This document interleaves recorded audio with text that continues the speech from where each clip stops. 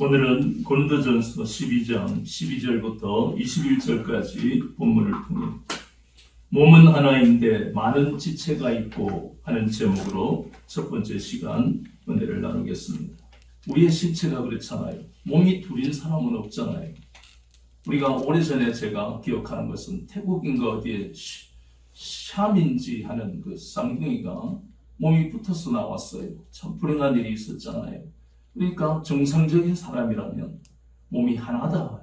그래서 몸에 붙어있는 지체는 여럿이잖아요. 팔도 둘, 다리도 둘. 참 우리가 때때로 잊고 살지만 이런 것을 생각하면 얼마나 감사한지 몰라요. 만약에 팔이 두 개인데 하나밖에 없다. 다리가 두 개가 돼야 되는데 하나밖에 없다. 손가락이 5개가 돼야 되는데 두 개나 3개밖에 없다. 발가락이 5개인데 엄지나 새끼 발가락이 없다. 이러면요 얼마나 불편한지 몰라요. 우리에게 모든 것이 정상적으로 있으니까 우리는 때때로 잊고 살잖아요. 그런데 고린도전서 12장은 몸과 지체라는 비유를 왜 나타내느냐? 그것은 항상 우리가 고린도전서를 볼 때마다 우리가 1장에서 보았던 내용이 계속 연속적으로 이어지는 겁니다. 고린도전서에서 13장에 가면 사랑장이 나오고 또 15장에 가면 우리가 잘 아는 부활장입니다. 그런데 그걸 빼면 대부분이 고린도 교회의 문제에 대해서 말씀하고 있는 거예요. 하나님은 그 문제에 대해서 지금 심판하시겠다, 징계하시겠다 그런 의미가 아니라 바울을 통해서 우리에게 깨닫게 하시는 것이 바로 우리가 교회잖아요. 구원받았기 때문에 저와 여러분은 성전이 되어 있는 겁니다. 그래서 이 성전이 되어 있는 우리가 이 건물에 들어오는 순간 이 건물도 성전이 되는 겁니다. 여러분이 이 건물에 없으면 이건 단지 건물에 불과합니다. 그런데 고린도 교회도 우리와 마찬가지로 이 거룩한 성전, 마태복음 16장 18절에 말씀하는 것은 내가 이 반석 위에 내 교회를 세우리니 음부의 권세가 이기지 못하게 하겠다 하셨습니다. 우리는 그렇게 예수 그리스도의 그 토대 위에 세워진 인생을 살아가는 겁니다. 고린도 교회 사람도 마찬가지잖아요. 이 도시에서 타락할 대로 타락한 인생이었고 대부분의 주변 사람들이 그렇게 살아가니까 그게 죄인 줄도 모르고 죄라고 하더라도 다른 사람도 죄를 지으니까 이렇게 하고 살아가던 그 고린도 도시의 그 시민들이 바울을 통해 혹은 복음 전도자들을 통해서 예수님을 만나고 난 다음에 그들이 거룩한 삶을 생각하게 되었고 그렇게 살아가는 놀라운 신앙 공동체가 되었습니다. 그런데 허물이 많은 우리 인생이니까 우리도 그렇지만 고린도 교회에 심각한 문제들이 많이 일어났습니다. 그래서 일어나는 그 모든 문제들을 우리가 볼 때 근본적으로 그 문제 발생의 원인이 뭐냐 하는 것은 우리가 지난 강의 시간에 보니까 복음의 참 의미를 그들이 잘 모르더라 하는 겁니다. 그래서 계속해서 주님은 바울을 통해서 교회가 무엇이냐, 성도가 어떠해야 하느냐 하는 것을 끊임없이 재교육하는 겁니다. 말씀이 바로 이 재교육에 그것도 세상 공부해라면 우린 재미없잖아요. 그러나 성령님이 기름 부으시는 이 말씀 살아있기 때문에 같은 말을 들어도 또 우리에게 생명을 공급하시는 놀라운 은혜가 있기 때문에 끊임없이 우리는 반복적으로 듣고 들어도 세상 공부하고 달라서 이것은 우리를 힘들게 하는 게 아니라 도리어 새 힘을 주시는 것임을 우리가 잊지 말아야 합니다. 그래서 오늘은 몸과 지체에 대해서 비유하더라. 끊임없이 우리가 고린도 교회의 문제점을 생각하면서 각 장들을 살펴보아야 이해하기가 쉽다는 겁니다. 그럼 결국 몸과 지체가 뭐냐? 우리 몸에 여러 지체가 있다. 우리는 상식적으로 압니다. 그런데 고린도 교회 혹은 우리 교회, 이 땅에 많은 지상에 있는 그 교회들의 몸이 누구냐 하는 겁니다. 교회의 몸은 바로 예수님이십니다. 몸된 교회의 머리도 예수님이십니다. 그래서 이것을 몸과 지체로 비유하는 겁니다. 우리의 인생은 과거에 예수님을 만나기 전에 우리가 주인인 줄 알았어요. 그러니까 당연히 몸의 주인이 우리잖아요. 그러니까 우리 마음대로 하는 거예요. 머릿속에서 생각나는 대로 행동하는 거예요. 그렇게 살아왔다고요. 그 옛 습관이 빨리 안 없어지잖아요. 때때로 우리에게 남아있기도 합니다. 그런데 그 몸을 만드신 분이 하나님이신 것을 깨닫고 난 다음부터는 우리가 인생의 주도권을 가진 게 아니라는 것을 고백하며 사는, 그래서 우리가 복된 인생을 사는 겁니다. 고린도교회 사람들도 그 과정을 겪고 있는 거예요. 자신들이 주인이라고 생각했기 때문에 하고 싶은 일을 다 했어요. 음행도 저지르고 세상 법정에 제소하고 또 성만찬할 때는 부자는 자기끼리 먹고 믿음이 강한 자는 믿음이 연약한 자들을 업신여기고, 이것들이 그 모습들이 자 나쁘다 불신앙이다 하기 전에 온전한 성전을 이루어 가기까지 겪는 과정이라는 것을 우리가 알아야 하고, 근데 그 과정에서 무언가 표대가 없으면 사람마다 다 생각이 다르니까 그렇잖아요. 고린도전서 1장 12절에 나는 바울파야, 나는 아볼로파야, 나는 게바파야, 나는 그리스도파야 하니까 자기들이 불완전한 걸 알고 진리를 쫓아가고 싶어 하는데 사람마다 이렇게 당을 짓고 분쟁을 하면 어디로 가야 할지를 모르는 거예요. 그래서 우리가 성령님의 인도를 받아야 된다는 겁니다. 아무리 존경할 만한 사람이라 할지라도 그건 사람에 불과한 겁니다.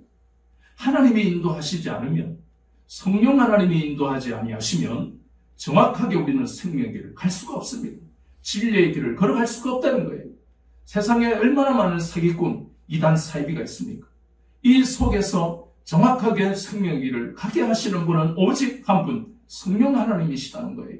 그래서 오늘 몸과 지체의 비유를 통해서 우리 속에 아직 버리지 못한 잘못된 것이 있으면 과감하게 버리고, 우리 속에 아직까지 변화되지 않은 그러한 생각이 있다면 버리고 참 진리를 깨닫는 시간이 될 것을 믿습니다. 그래서 오늘 이 그리스도의 몸 하는 것은 세상에 살아가면서 우리가 느끼는 것처럼 우리 몸에 많은 지체가 있듯이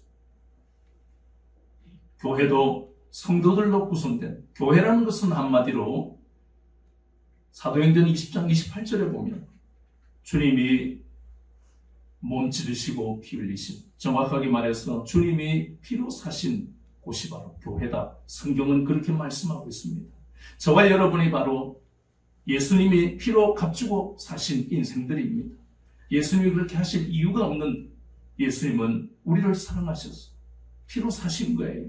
그래서 이 교회는 그렇게 주님이 피로 사신 그러한 신앙 공동체고 모임을 바로 교회라 합니다. 그래서 우리는 몸이 아니에요. 우리는 지체입니다. 몸은 누구라고요? 예수님이 몸이라는 겁니다. 그래서 이 분명한 것을 구분하고 살아가야 한다. 우리가 몸이라고 생각하면 고린도교회처럼 심각한 문제들이 생기는 거예요. 그래서 구체적으로 얼마나 자세하게 말하고 있는지 모릅니다. 거기에 14절부터 거기에 나오는 21절까지가 바로 몸과 지체를 비유하고 있는 구체적인 내용이 14절부터 21절까지 나옵니다. 14절에서 16절까지는 그 몸과 지체에 대해서 통일성을 말하고 있습니다. 옛날 그 표현이 그대로니까 거기에 보면 이로써 몸에 붙지 아니한 것이 아니요. 뭐 아닌 게 아니고 뭐라 말이에요. 그러니까 옛날 표현이라는 겁니다. 그럼 쉽게 말하면 몸에 붙지 아니한 것이 아니라 몸에 붙어 있다. 그렇게 간단하게 하면 될 걸 옛날 고어체가 이렇게 표현하는 겁니다. 그러니까 발이나 손이나 혹은 귀나 눈은 다 어디에 붙어 있다고요? 몸은 한 몸에 붙어 있는 것이다. 그게 통일성을 표현하고 있는 것이고요. 17절부터 21절까지는 자, 이것은 눈과 그리고 손은 상당히 우리가 많이 사용하잖아요. 눈으로 봐야만 앞으로 나갈 수 있고 손은 또 부지런히 움직여야 됩니다. 그런데 여기서 지금 17절부터 말씀하고 있는 것은 눈과 손에 비해서 발이나 뭐 이런 다른 것은 별로 쓸데가 없고 그냥 걸어가니까 그냥 발이 있어야 그렇지 이 정도지 눈에 띄지 않습니다. 그래서 저 21절에 보니까 눈이 손들어 내가 너를 쓸 데가 없다. 또 머리가 발들어 내가 너를 쓸 데가 없다. 이것은 무슨 머리나 손이 말할 수 있는 게, 눈이 말할 수 있는 게 아니라 우리가 그렇게 생각하고 산다는 겁니다. 우리가 생각할 때 머리는 중요하지, 심장도 중요한 거야, 손도 중요해, 눈도 중요해. 그런데 발은 별로 중요하다는 생각을 잘 안 하잖아요. 그러니까 그걸 지금 이야기하는 겁니다. 발은 잘 안 보이고. 이것은 바로 이 한 몸의 지체들이 다양하다. 그래서 17절부터 21절까지는 다양성을 말씀하고 있습니다. 그러니 결국 한 몸의 지체는 한 가지만 있는 게 아니고 다양하다. 여러 지체가 있어야 되고 그 여러 지체는 각각의 역할을 담당하고 있다 하는 겁니다. 발은 걷는데 열심을 내고, 손은 부지런히 일을 하는데 열심을 내고, 눈은 정확하게 봐야 되고, 머리는 생각을 해야 되고, 그 각각의 지체들이 맡은 역할을 잘 담당해야 한다 하는 겁니다. 그럼 이것을 고린도 교회에 이제 적용을 한번 시켜보자 하는 겁니다. 몸은 누구라고요? 예수님이다. 몸된 교회, 고린도 교회의 몸은 예수님입니다. 그런데 고린도 교회가 문제가 생긴 건 10장이나 11장에서 말한 게 아니고 1장에서 바로 12절에서 고린도 전서를 시작하면서 시작한 것이 바로 그 몸된 교회의 몸이 하나가 아니고 4개로 갈라져 있더라는 겁니다. 하나는 바울이고, 이 교회의 몸은 바울이야. 바울이 개척한 교회야. 바울이 담임 목사님이야. 아니야. 아볼로가 얼마나 말 잘하고 많은 사람을 전도했는데 무슨 소리 하는 거야? 예루살렘 사도가 진짜 사도잖아. 그래서 베드로가 진짜 이 교회의 몸이야. 어허, 그리스도가 몸인데. 이러니 교회가 바람잘 날이 없는 겁니다. 고린도전서 1장은 단순하게 분쟁이 있다는 정도지만 분쟁이 있는 교회에서 한 번이라도 신앙생활을 해보면요, 정말 교회 영혼이 안 다니고 싶을 일들이 얼마나 많이 일어나는지 모릅니다. 어쩌다가 그런 일이 있는 것이 아니고 참 가슴 아픈 것은 수시로 일어난다는 이야기예요. 고린도 교회가 은혜가 안 된다가 아니고 이건 현실적인 그러한 모습이에요. 그것은 바로 무엇을 망각해버렸다는 겁니까? 교회의 몸은 오직 예수님만, 예수 그리스도만 몸이 되신다는 것을 망각해버리니까, 여기서 몸 저기서 몸 해버리니까. 그뿐만 아니라 우리가 지금까지 본 그 고린도 교회의 모습 중에 이러한 분쟁의 문제뿐만 아니라 우상의 제물에 관한 문제도 있었잖아요. 믿음이 강한 자들은 우상의 제물은 아무것도 아니야, 먹어도 괜찮아, 이것은 우상은 헛된 것이야, 아무 힘도 없는 거야, 믿음도 없으니까 말이지 그것도 벌벌 떨고 아닌 척하고, 이러니까 믿음이 강한 자들이 믿음이 연약한 자들을 업신여기고 무시해버리는 겁니다. 이건 심각한 문제 아닙니까? 나중에 우리가 다룰 또 아몬의 문제, 이런 것도 14장에 또 나오지만 은사 문제도 심각했습니다. 말이지 교회를 다닌 지 지금 몇 년이야. 그런데 무슨 은사도 하나 못 받고 방언도 못해? 하나님은 그렇게 서로를 책망하고 비교하고 차별하라고 은사를 주시고 은혜를 주시는 게 아닙니다. 심각한 거예요. 아까도 이야기했던 성만찬, 하나님 앞에 성찬식을 거룩하게 지켜라. 이것은 우리가 잘 아는 출애굽기 11장에서 이스라엘 백성들이 430년 동안 종살이하다가 하나님의 크신 은혜로 그들이 출애굽했을 때, 그때 그 전에 그날 밤이 바로 유월절, 너희들은 그리고 너희들의 자손들에게 이 유월절을 잊지 말고 기념하여 지켜라.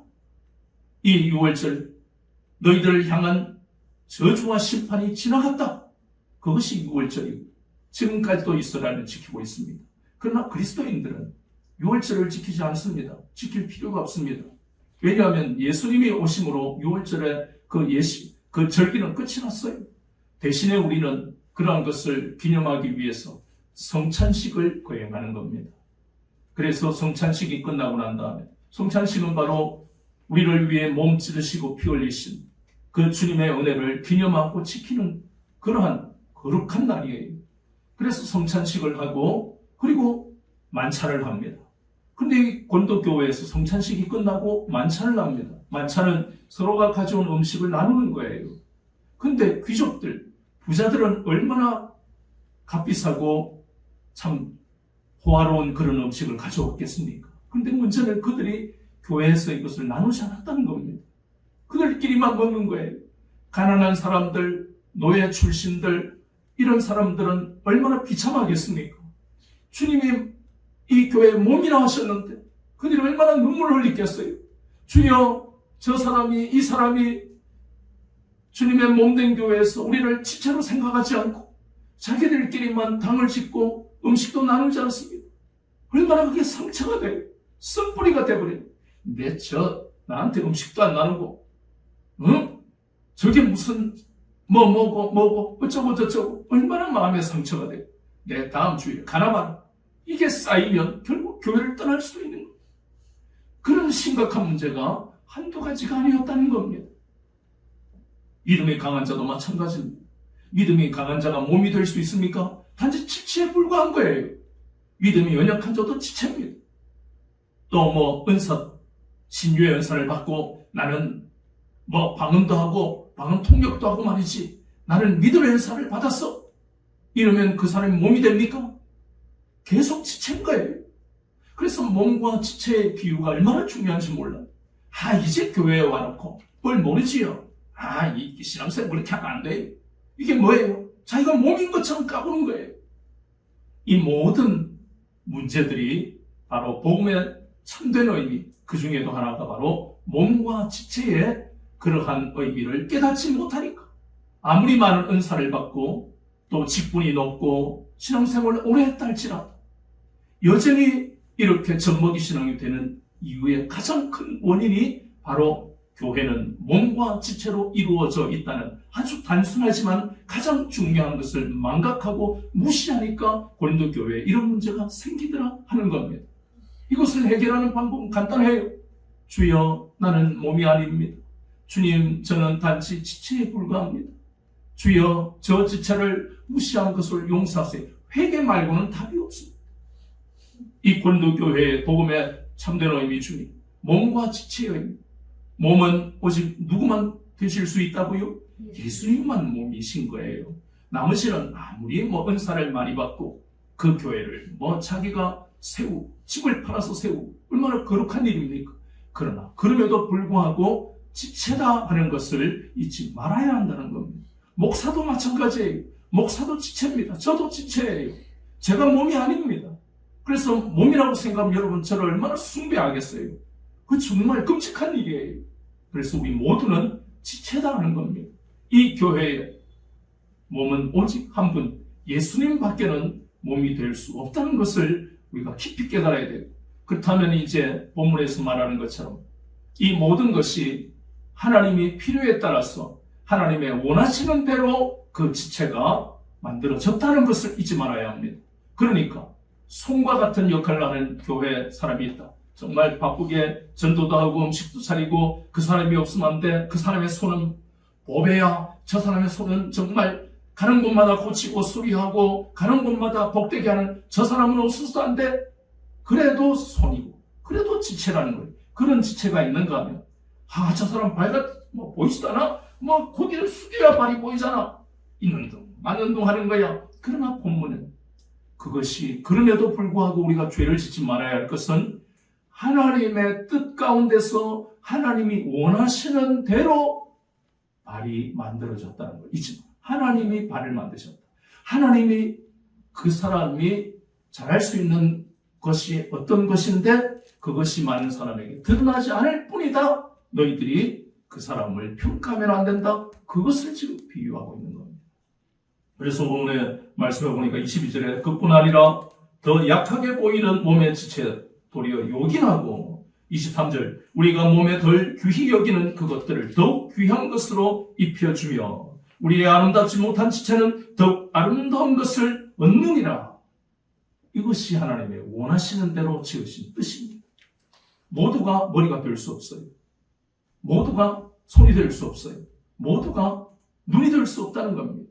어떤 사람은 발의 역할, 어떤 사람은 발 중에도 엄지도 못 대고 새끼발가락이 될 수도 있고, 어떤 사람은 또 귀가 될 수 있고, 그러한 것들을 우리가 받아들여야 되고 서로가 그것을 인정해야 돼요. 내가 저 사람보다 발이 안 되고 손 된 걸 감사합니다, 이렇게도 하면 안 되고, 하나님, 내가 교회에서 많은 일을 하지만 발같이 잘 안 보이는 저분도 하나님의 뜻대로 원하시는 대로 지어진 귀한 주님의 지체인 것을 믿습니다. 인정하는 그런 제가 되게 해주세요. 이런 마음이 있을 때 비로소 이 공동체는 하나님이 기뻐하시는 공동체가 된다는 겁니다. 그리고 우리의 인생도 바르게 가는 거예요. 하나님이 축복하시는 거예요. 성경대로 우리가 살아가잖아요. 말씀대로 살아가는 것이 바로 그것입니다. 어려운 게 아니에요. 저 사람을 인정하는 거예요. 다른 사람을 인정하는 겁니다. 모두가 손이 될 수 없고 모두가 눈이 될 수 없다는 것을. 새끼발가락 하나 없어보세요. 그럴 수 없습니다. 불가능합니다. 엄지발가락 하나 없어보세요. 더 고통스럽습니다. 그래서 교회에 하나님 이렇게 몸의 지체로 비유하시는 것은 다른 사람 앞에 눈에 띄고 꼭 필요한 사람같이 보이는 사람이 있습니다. 그리고 또 어떤 사람은 눈에 보이지도 않고 잘 나타나지도 않습니다. 그러나 그것으로 판단하는 것은 이 고린도전서 12장의 이 말씀을 봐서는 그게 뭐라고요? 죄입니다. 죄라는 것이요. 아주 사람을 괴롭히고 때리고 어째야 죄가 아니라 마음에 벌써 다른 사람을 업신여기고 평가하는 것이 죄라는 거예요. 다 손이 될 수 없어요. 그래서 그것을 인정하고 손 혼자 몸을 이룰 수가 없고 하나님 그래서 각각의 지체를 지으셨다 이렇게 성경 말씀하고 있잖아요. 다 필요한 거예요. 그것에 대한 것을 더 정확하게 알기 위해서는 우리는 출애굽기 27장 3절을 기억해야 합니다. 출애굽기 27장 3절에 보면 번제단에 필요한 도구들에 대한 말씀이 나옵니다. 우리가 보통 성막하면 하나님의 거룩한 성전, 성막에 꼭 필요한 것들이 뭐뭐 있습니까? 보면 번제단, 그 다음에 물두멍, 그 다음에 성소에는 정금등대, 그 다음에 진설병상, 또 분향단, 지성소에는 언약궤, 언약궤를 덮는 뚜껑이 속죄소. 이것만 우리가 얼마나 화려합니까? 전부 예수 그리스도를 상징하잖아요. 근데 출애굽기 27장 3절은 그러한 우리의 생각을 깨뜨려버리는 거예요. 그것은 맞지만 놓치기 쉬운 것이 방금 이 고린도전서 12절 이하부터 나오는 이 몸의 지체, 덜 요긴해 보이고 덜 중요하지 않은 것 같은 그것이 바로 번제단에 나오는 도구들입니다. 번제단의 첫 번째는 재 담는 통이 있고, 두 번째는 그것을 담는 부삽이 있고, 세 번째는 대야가 있고, 네 번째는 고기 갈고리가 있고, 다섯 번째는 불 옮기는 그릇이 있어요. 그럼 번제단만 생각하죠. 금으로 입혀놓은 번제단 앞에 죄인이 제물을 가지고 벌벌벌 떨며 하나님 회개합니다. 그렇게 하나님 앞에 나와. 그런데 그 번제단에서 하나님 앞에 제사 드릴 때 필요한 이 도구가 없으면 제사를 못 드립니다. 아까 우리 이야기한 첫 번째가 뭐라고요? 재 담는 통. 이 통이 없으면 재라는 것은 재물을 번제, 태우고 난 다음에 남는 것이 재입니다. 이 재를 빨리 통에 담지 않으면 재물이 더러워집니다. 오염된 재물을 하나님 앞에 드릴 수 없잖아요. 그 재물에 재가 덮여 있으면 하나님 받으시겠어요? 안 받으시는 거예요. 거기다 또 하나 이유는 제사장이 거기서 하나님 앞에 제사를 인도할 때 그때 세마포를 입고 온다고 그랬지요? 얼마나 깨끗한데 재가 막 덮어보세요. 더러운 세마포를 입고 하나님 그 제사를 받으시겠어요? 그러니까 이 재 담는 통이 얼마나 중요한지 몰라요. 근데 재 담는 통만 있어서는 안 되잖아요. 손으로 퍼담을 수 없잖아요. 부삽이 필요합니다. 삽으로 재를 퍼가지고 통에 넣는 거예요. 우리가 볼 때는 아이고 쓰레기통, 우리 집에 청소할 때 쓰레기통 많이 더러워. 그다가 막 빗자루 아이고 청소하고 별로 신경을 안 쓰잖아요. 청소할 때 외에는. 그런데 하나님의 거룩한 이 번제단에서 재 담는 통이 얼마나 중요한지, 거기다가 부삽이 없으면 안 되는, 얼마나 중요한지 몰라요. 그리고 세 번째는 대야. 이 대야가 하는 것은 바로 희생제물을 옮기는 용도로 쓰기도 하고, 그 다음에 희생제물에서 나오는 피가 중요하잖아요. 이 피를 가지고 제사장이 피를 안 가지고 가면 지성소에 언약궤 앞에 서면 죽습니다. 이 피를 담는 대야, 이거 얼마나 필요한 건지 중요한지 몰라요. 그걸 가지고 옮기는 것이에요. 그리고 네 번째는 고기 갈고리. 번제단에 제물을 이렇게 걸어놔야 태울 거 아닙니까? 그 고기를 꿰어서 번제단에 달아놓는, 떨어지지 않도록 하는 용도가 고기 갈고리다. 주님께 딱 붙어있고, 그 갈고리 같은 그 은혜가 아니면, 우리가 반석에 신 주님께 붙어있지 않았다면 우리 인생을 생각해 보세요. 어떻게 됐겠습니까? 모든 죄가 바로 더러운 죄잖아요. 그걸 다 담아서 통에 넣었어. 그렇지 않으면 우리 세모포가 얼마나 더러워지겠어요. 얼마나 중요한 역할, 이런 영적인 의미를 굳이 우리가 이야기하지 않는다 할지라도 번제단에서 하나님 앞에 제사 드릴 때 이 도구가 얼마나 중요한지를 우리가 새삼 생각하는 거잖아요. 마지막으로 불 옮기는 그릇도, 번제단에 있는 그 번제 불은 거기서 끝나는 게 아니지요. 성소 안에 들어가서 정금 등대에 불을 붙이고, 그죠? 그리고 분향단에 향을 피우기 위해서는 불이 필요하잖아요. 그걸 담는 그릇입니다. 이것은 영적으로 풀면 우리 모두가 교회 혹은 한국교회를 위해서 불쏘시개가 되어야 돼요.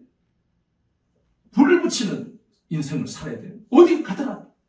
다른 사람과, 우리는 세상에 살 때 다른 사람과 싸우면 같이 싸우고 막 우리는 다른 사람과 같이 그렇게 사는 게 당연하게 생각하는, 내가 왜 피해보고 살아?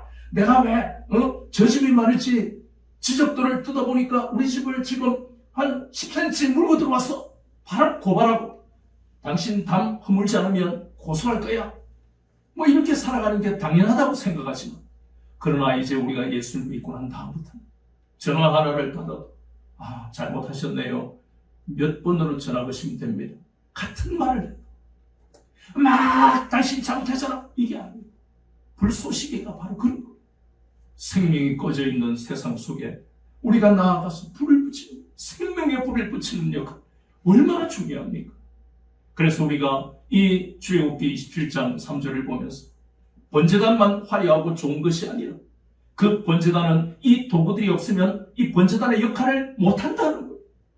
그런 것처럼 고린도 교회에서 복음의 참 의미를 모르니까 이런 당을 짓고 분쟁을 하고 심각한 문제들을 일으키는 것입니다. 그러니 그들의 마음속에는 그들이 주님의 몸된 교회에서 뭐라고 생각하니까? 몸이라고 생각하니까. 그게 교만이죠. 얼마나 무서운 교만입니까? 지체입니다, 지체. 신앙생활 30년 해도 지체. 이 교회를 내가 지었다 해도 지체. 그리고 11조를 1000만원 해도 지체. 뭐든지 다 지체입니다. 하나님이 1000만원을 하게 하신 걸 감사. 교회를 짓게 하신 것도 감사. 신앙생활 변함없이 30년 하게 하신 것도 감사. 내가 주님의 몸에 붙어있는 지체가 아니었으면 내가 이런 영광을 받을 수 없었을 텐데, 이렇게 되면 고린도 교회 같은 분쟁이 안 일어납니다. 문제가 안 일어나는 거예요. 문제는 자기가 몸이라 생각하니까.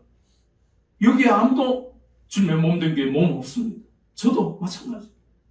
몸이 아니에요. 우리는 지체입니다. 방언을 일본어 방언도 하고 중국 방언도 하고 스페인 방언도 하고 시기 방언도 하고, 그래 아니지 내가 신유연서도 받고, 얼마나 놀라운 은혜입니까? 그거 평생 기도해도 못 받는 사람들 많습니다. 그런데 문제는 다 그런 건 아니지만 대부분이 참 가슴 아픈 쪽으로 흘러가더라는 겁니다.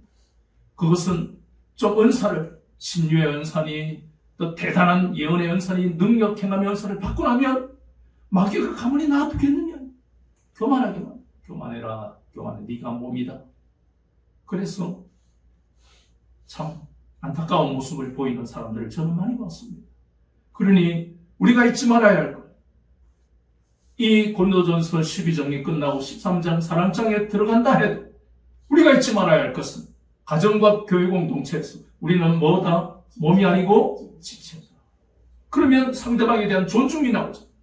아내를 존중하고, 유교든 말든 아내를 존중하고, 아직 믿지 않지만 내 부모를 존중하고, 내 형제를 존중하고, 그리고 자녀가 어리다 할지라도 자녀를 존중하고. 이 유교라는 것이 참 그렇잖아요. 남자와 여자를 비교하고, 자식은 부모의 소유고, 부모는 영원히 자식에게 복령을 받아야 돼요. 이런 잘못된 가치관을 깨뜨릴 수 있는 것은 오직 내가 예수님의 마음으로 예수님을 닮아가고, 그래 저 사람이, 저 부모가, 저 형제가 모지라는 소리를 해도 내가 주님의 몸된 교회, 주님의 몸이신 그 몸의 지체니까 내가 지체로서 내가 저 사람을 평가하는 것이 아니라 영혼을 사랑하는 주님의 마음을 가지며 몸이신 주님이 일하시고 또 성령님이 나를 도우시니까 우리가 생각을 잘해야 돼요. 가치관을 잘 가져 신앙적 가치관, 성경적 가치관 그리고 원칙을 우리가 잘 지켜야만 하나님이 역사하시는 겁니다. 하나님의 능력을 나타내시는 겁니다. 우리가 우리의 마음속에 우리도 모르게 몸이라고 생각하는 교만이 들어오면 하나님의 능력은 나타나지 않습니다. 하나님의 능력이 우리에게 나타나지 않으면 우리는 비참한 인생을 삽니다. 불쌍한 인생을 살아요. 그 즉시로 우리 마음속에 뭐가 들어옵니까? 저 사람은 저래 살고 이 사람은 이래 살고 나는 가식이 없고 바로 패배의식과 열등감으로 빠지는 거예요. 남을 비판하고 내 입에서는 쓴물이 나오고 남을 의심하고 안 좋은 말이 나오고 비방하고 뒤에서 비방하고 이게 무슨 그리스도인입니까? 우리가 주님의 몸된 교회 몸이신 주님의 지체가 되면요 우리의 인생이 아름다워져요. 입술이 아름다워져요. 생각도 아름다워집니다. 그렇게 살아가도록 날마다 우리를 도우시는 거예요. 에베소서 1장 10절 하늘에 있는 것이나 땅에 있는 것이 모두가 그리스도 안에서 통일되게 하시려고 이 땅에 주님이 오신 겁니다. 그것을 교회에 다 각각이 다르잖아요. 성격 다르지, 기질 다르지, 외모 다르지, 환경 다르지 다 다릅니다. 우리는 다 다른 것을 인정해야 돼요. 자식들도 다 성격 다르고 기질 다르고 기호가 다른데 그 다른 속에서 예수 그리스도로 연합할 수 있도록 예수 그리스도 안에서 통일되게 하시는 분이 바로 성령님이시다. 성령님이 그걸 도우시는 거예요. 날마다 성령님을 환영하셔야 되는 이유가 거기에 있습니다. 우리 힘으로 내 형제도 내 가족도 때때로 사랑하지 못하는데 내 교회에 다른 성격, 기질, 외모, 환경 속에서 자라온 그 사람을 어떻게 용납합니까? 그래서 날마다 성령님을 모셔드려야 돼요. 그래서 저 사람이 나한테 이상한 소리하고 이상한 말하고 뒷담화 하더라도 용서하고 받아들일 수 있는 그 마음은 내 노력으로 안 됩니다. 한계가 있어요. 날마다 성령님 나에게 주님의 마음을 주세요. 성령님 내 마음을 만져주세요. 주님의 마음을 닮아가기를 원합니다. 그래서 교회 공동체, 고린도교회뿐만 아니라 우리 교회도 그런 분쟁과 그런 다툼이 없고 심각한 문제가 없으면 다양한 이 사람들 고린도교회가 그랬던 것처럼 자유자가 있고 노예가 있고 귀족이 있고 가난한 사람이 있고 부자가 있고 믿음이 강한 자가 있고 믿음이 연약한 자가 있지만 성령님은 하나 되게 하시는 놀라운 역사를 성령님이 나타내시는 것처럼 오늘 우리도 이 교회와 가정이 성령 안에서 예수 그리스도를 향해 통일되어야 한다는 몸된 주님만을 의지하는 그것이 우리의 신앙의 가장 중요한 것임을 깨닫고 그리스도 안에서 하나 되는 연합하는 여러분들의 삶과 가정과 그리고 우리 교회가 되기를 우리 주 예수 그리스도의 이름으로 축원합니다.